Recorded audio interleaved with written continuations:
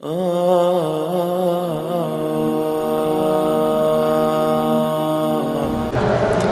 فہم قرآن کی طالبہ ہوں۔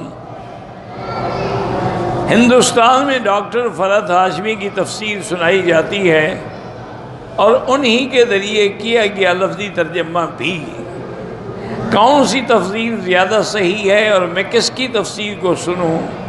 ڈاکٹر اسرار احمد صاحب کی تفسیر سنوں، وہ ڈاکٹر اسرار کی سنا کرو، یا حضرت مولانا تقی عثمانی صاحب نے بھی لفظی ترجمہ لکھا ہے قرآن کا، وہ بڑا ایک ایک لفظ کا ترجمہ ہے، وہ لے لو۔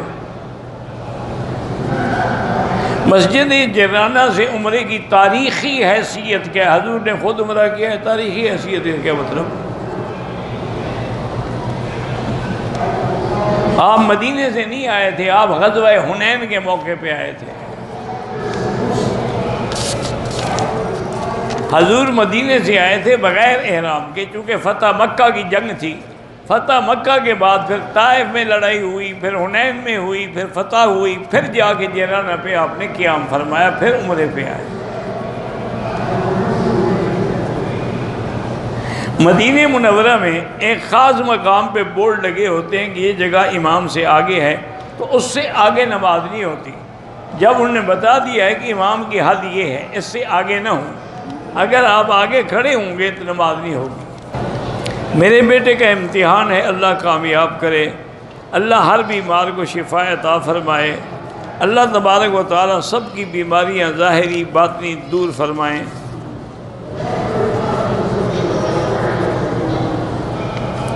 کعبہ شریف کے دروازے کے دائیں طرف بنیاد پہ کچھ براؤن رنگ کے پتھر لگے ہوئے ہیں، بڑا پتھر لگا ہوا ہے۔ پہلے مقام ابراہیم اسی جگہ ہوتا تھا۔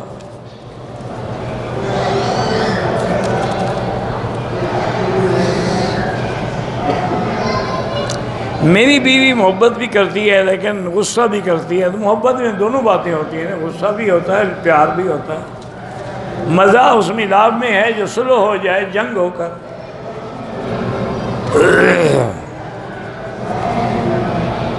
جماعت ہو پوری ہو، نماز قصر پوری پڑھتے ہیں، اگر آپ مسافر ہیں، امام مقیم ہے، آپ نماز پوری پڑھیں گے۔ اگر امام بھی مسافر ہے، آپ بھی مسافر ہیں، پھر قصر پڑھیں گے۔ کسی شیعہ سے میں نے قرضہ لیا، پھر عمرہ کیا، کوئی حرج نہیں، لوگ یہودی بینکوں سے پیسے نہیں لے رہے۔ اگر دوسری شادی کرنے پر پہلی بیوی طلاق کا مطالبہ کرے، اس کا مطالبہ ناجائز ہے، وہ گناہ گار ہے، عورت کی دشمن ہے۔ اب دیکھو نا، مرد تو دو رکھنا چاہتا ہے، وہ کہتی ہے میرے اوپر کوئی نہ آئے، تو دشمن عورت ہے، مرد تو نہیں ہے نا۔ ایک آدمی نے 4 حج کیے، 11/12 کو زوال سے پہلے شیطان کو کنکریاں مار کے جدہ چلا گیا، اس پہ دم ہے، بالکل اس پہ دم ہے، دم ادا کرے، دم مکے میں دے گا، جدے میں نہیں۔